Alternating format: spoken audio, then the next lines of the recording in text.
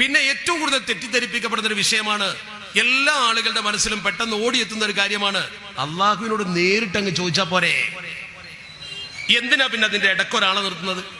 നേരിട്ട് പടച്ചറപ്പിനോട് ചോദിക്കാൻ, അള്ളാഹുവിനോട് ചോദിക്കാൻ നമുക്ക് അവസരമുള്ളപ്പോ പിന്നെ ഔസുൽ അഅ്ലം അല്ലെങ്കിൽ മമ്പുറത്തെ തങ്ങള് ഇങ്ങനെയുള്ള മഹാന്മാരെ വലുതാക്കി വെച്ച് അവരെയും കൂടി കൂട്ടേണ്ട കാര്യം എന്താണ്? അള്ളാഹുവിന്റെ പരിശുദ്ധ ഖുർആൻ കൃത്യമായി പറഞ്ഞതാണ്, യാ അയ്യുഹല്ലദീന ആമനു തഖുല്ലാഹ വബ്തഗൂ ഇലൈഹിൽ വസീല.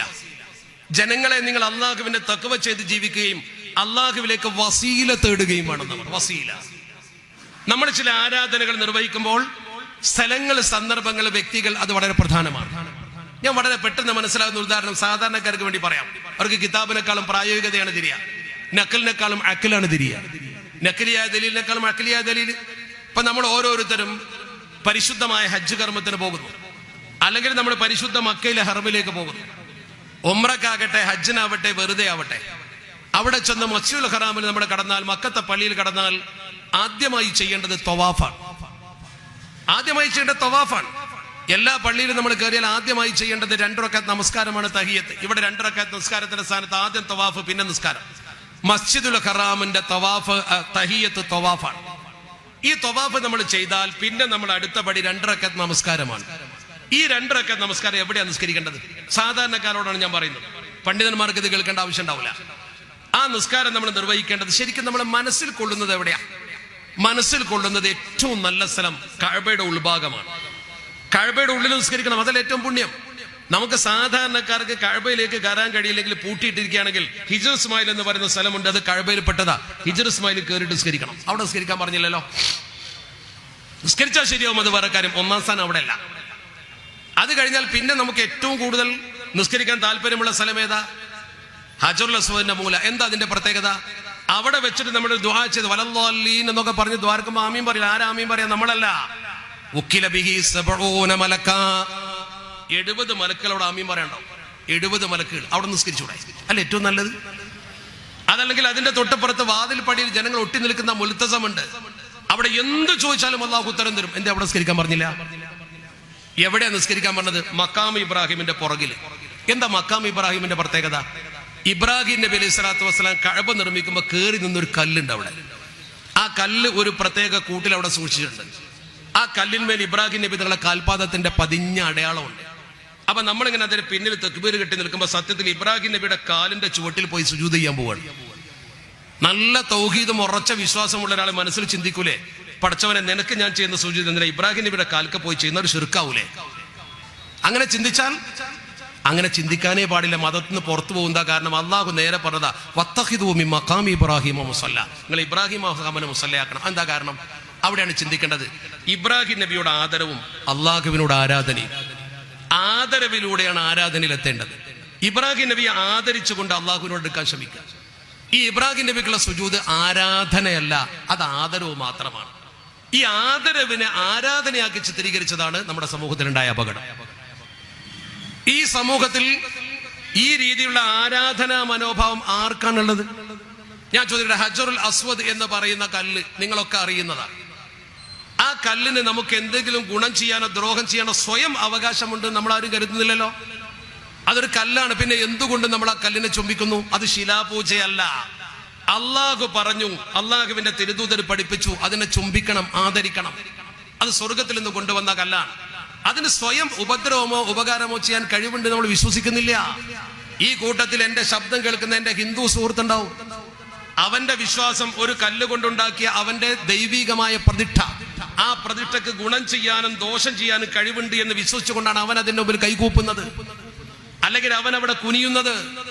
നമ്മൾ ഹജറുൽ അസ്വദിന്റെ മുമ്പിൽ കുനിയുന്നതും ചുംബിക്കുന്നതും ആ ഹജറുൽ അസ്വദിന് സ്വയം എന്തെങ്കിലും നമുക്ക് ചെയ്തു തരാൻ കഴിവുണ്ട് എന്നതുകൊണ്ടല്ല. അവിടെ നമ്മൾ ആ കല്ലിനെ പൂജിക്കുകയല്ല, ആ കല്ലിനെ ആദരിക്കുകയാണ്. രണ്ടും രണ്ടാണ്. ആ രണ്ടും ഒരു അള്ളാഹു അല്ലാത്ത നമുക്ക് ഗുണമോ ദോഷമോ ചെയ്യാൻ പറ്റിയ ഒരു ശക്തി ഉണ്ട് എന്ന് നമ്മൾ വിശ്വസിക്കുന്നില്ല. ഏത് മഹാനാണെങ്കിലും അള്ളാഹു കൊടുത്ത കഴിവ് കൊണ്ടാണ് നമ്മളെ സഹായിക്കുക. ഇനി മഹാന്മാർ നമ്മളെ സഹായിക്കില്ല എന്ന് എന്തിനാണ് നമ്മൾ വാശി പിടിക്കുന്നത്? മഹാന്മാരിൽ നിന്ന് സഹായാർത്ഥന നടത്തുന്നതിൽ എന്താണ് കുഴപ്പമുള്ളത്? അള്ളാഹുവിന്റെ പരിശുദ്ധ ദീൻ വളരെ കൃത്യമായി ഇത് പറഞ്ഞിട്ടുണ്ടല്ലോ. ഇമാം അബൂ ഹനീഫ റഹ്മത്തുള്ളാഹി അലൈഹി തങ്ങളെ ലോക പ്രശസ്ത പണ്ഡിതന്, അതിനേക്കാൾ വലിയൊരു പണ്ഡിതൻ നമ്മുടെ സമൂഹത്തിൽ ആരാ ഉദ്ധരിക്കാൻ? അഷ്റഫുൽ ഖൽഖ് സ്വല്ലല്ലാഹു അലൈഹി വസല്ലമ തങ്ങളുടെ റൗദ ഷരീഫിന്റെ മുമ്പിൽ നിന്നിട്ട് വളരെ കൃത്യമായി അഷ്റഫുൽ ഖൽഖിനെ കൊണ്ട് തവസ്സുൽ ചെയ്തല്ലോ. മാത്രല്ല നേരെ പറഞ്ഞില്ലേ, അന്തല്ലദീ ലമ്മ തവസ്സല അദമു മിൻ സല്ലത്തിൻ ബിക ഫഅസ വഹുവ അബാക. നിങ്ങളുടെ പിതാവാകുന്ന ആദം നബി സ്വർഗത്തിൽ വെച്ച് പടം പൂജിച്ചപ്പോൾ നിങ്ങളെ വിളിച്ച് തവസ്സുൽ ചെയ്തുകൊണ്ടാണ് അതിൽ നിന്ന് മോചിതമായത് എന്നാണ് പറഞ്ഞ വാക്കിന്റെ അർത്ഥം. ഇത് പറയുന്നവരാ ഞാനും നിങ്ങളൊന്നല്ല. അങ്ങനെ തവസ്സുൽ ചെയ്യുന്നത് ദീനിൽ നിന്ന് പുറത്തു പോകുന്ന ഒരു പ്രവർത്തനമാണെങ്കിൽ ആ പ്രവർത്തനത്തെ ഇമാം അബൂ ഹനീഫ തങ്ങളെ പോലുള്ള ഒരാൾ ചെയ്യുമോ?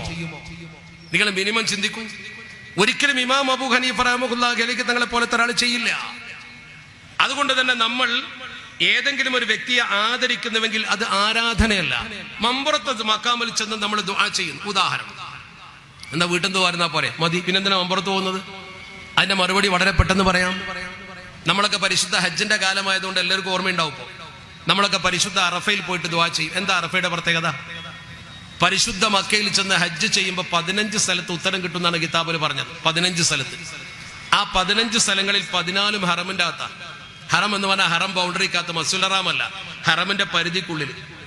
അതിൽ മിന ഹറമാണ്, മുസ്ദലിഫ ഹറമാണ്, ഒക്കെ ഹറമാണ്. അസീസിയ ഈ ഹാജിമാര് താമസിക്കുന്ന സ്ഥലമൊക്കെ ഹറമാണ്. പക്ഷെ അറഫ ഹറമല്ല. ഹറമിൽ എല്ലാറ്റിനും 1,00,000 കൂലി. ഹറമിന്റെ പുറത്തുള്ള ഹറമല്ലാത്ത അറഫയിലെ പ്രാർത്ഥനക്കാ വലിയ പ്രത്യേകത. അൽ ഹജ്ജു അറഫ. എന്താ? എന്തേ ഹറമ് പോലുമല്ലാത്ത അറഫയുടെ പ്രാർത്ഥനയ്ക്ക് ഇത്ര ഉത്തരം കിട്ടാൻ കാരണം? മണ്ണിന്റെ പ്രത്യേകതയാണോ? മണ്ണിന്റെ പ്രത്യേകതയാണെങ്കിൽ ഉംറക്ക് പോകുന്ന ഒരാളും അറഫയിൽ പോയി കൂട്ടുപ്രാർത്ഥന നടത്താറില്ലല്ലോ. സൗദിയിൽ ജോലി ചെയ്യുന്ന ഒരാളും അറഫയിൽ പോയി ദ്വാരക്കാറില്ലല്ലോ. എന്താ ദ്വാരക്കാത്തത്? ആ മണ്ണിന്റെ പ്രത്യേകതയാണെങ്കിൽ ഇപ്പൊ പോയി ദ്വാരന്നാ പോരെ. ഇനി ദിവസത്തിന്റെ പ്രത്യേകതയാണോ? ആണെങ്കിൽ ദുൽഹജ്ജ് 9 ഇവിടെയും വരുമല്ലോ. ദുൽഹജ്ജ് 9 നമ്മളൊക്കെ നോമ്പ് നോൽക്കും. അവര് നോമ്പ് കൂടി നോക്കൂല. ആജിമാര് നോമ്പ് നോക്കണ്ട. നോമ്പ് നോറ്റ് നമ്മൾ ദ്വാരന്നാൽ അവിടുത്തെ ഉത്തരം കിട്ടുമോ? ഇനി സമയത്തിന്റെ പ്രത്യേകതയാണോ? ലോഹറിന്റെ ശേഷം. എല്ലാ ദിവസവും ലോഹറിന്റെ ശേഷം ഇവിടെ സമയമുണ്ടല്ലോ. ദുൽഹജ്ജ് 9 ലോഹറിന്റെ ശേഷവും നമ്മൾ ഇവിടെ ഉണ്ടല്ലോ. പിന്നെ എന്താ പ്രത്യേകത? ഇത് 3 കൂടി കൂടുമ്പോൾ ഒരു പ്രത്യേകത ഉണ്ട്. അതെന്താ? ഇതൊരു അനൗൺസ്മെന്റ് ആണ് അള്ളാഹുവിന്റെ ദീനിന്റെ. കൊല്ലത്തിൽ ഒരു ദിവസം, ഒരു സമയം, ഒരു സ്ഥലം.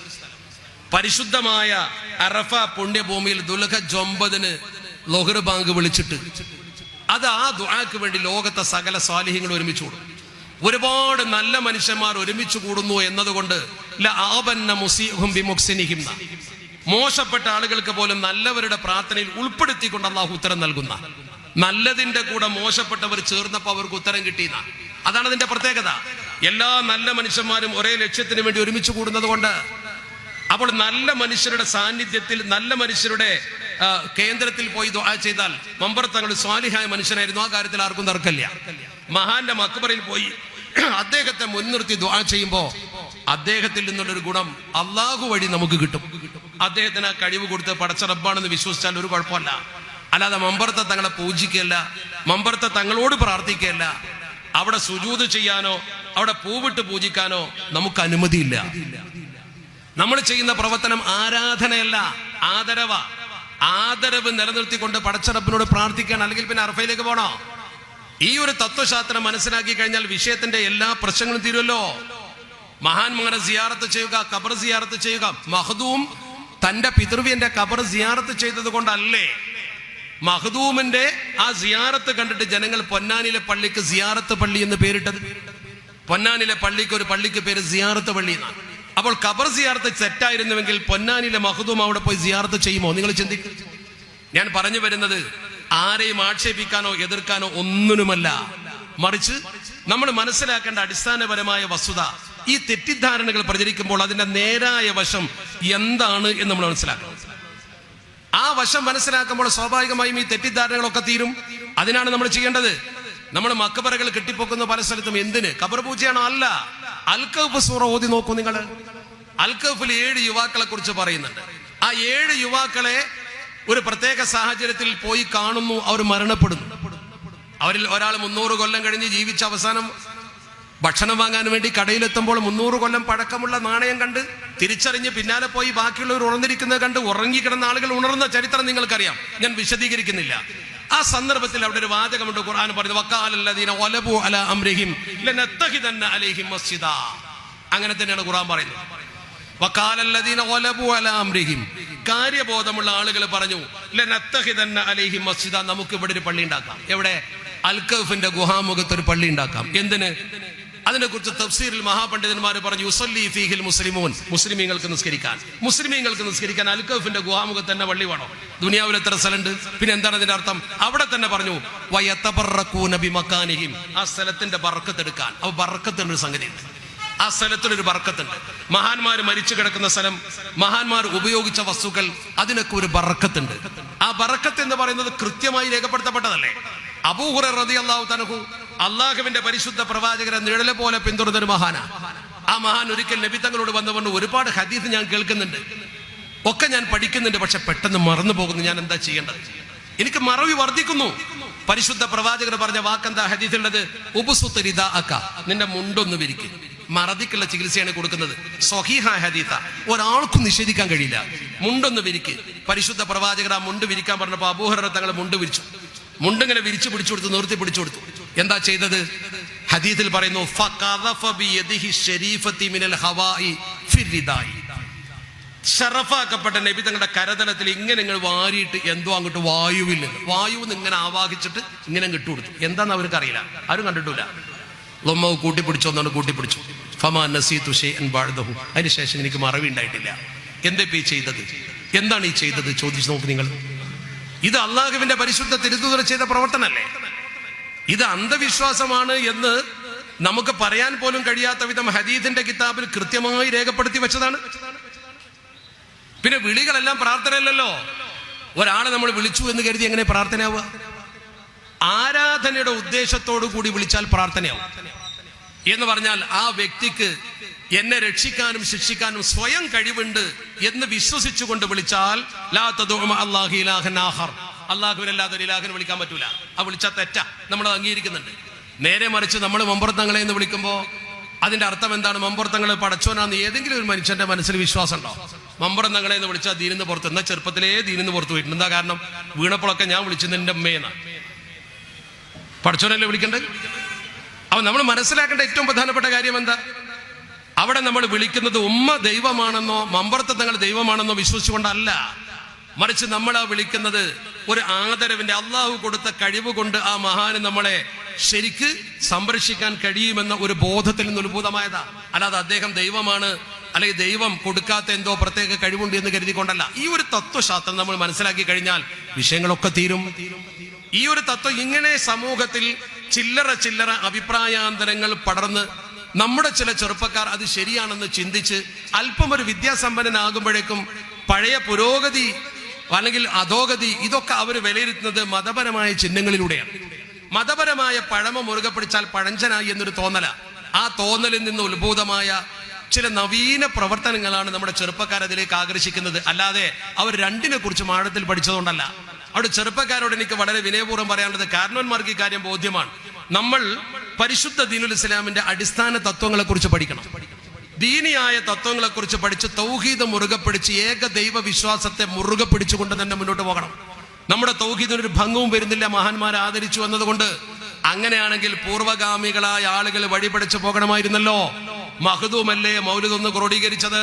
ആ മൗലിദിലല്ലേ നബി തങ്ങളെ പുകഴ്ത്തുന്ന വചനമുള്ളത്? ജനങ്ങളെ വഴിതെറ്റിക്കുന്ന ഒരു മൗലൂദ് പൊന്നാനിയിലെ മഹ്ദൂം ഉണ്ടാക്കുമോ?